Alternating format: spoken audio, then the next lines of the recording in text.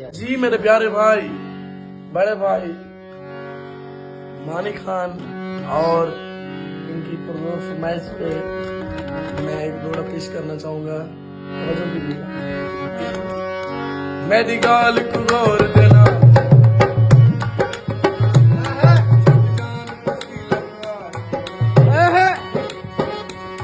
तेरा यार हवे तले आए बोले कर पासा,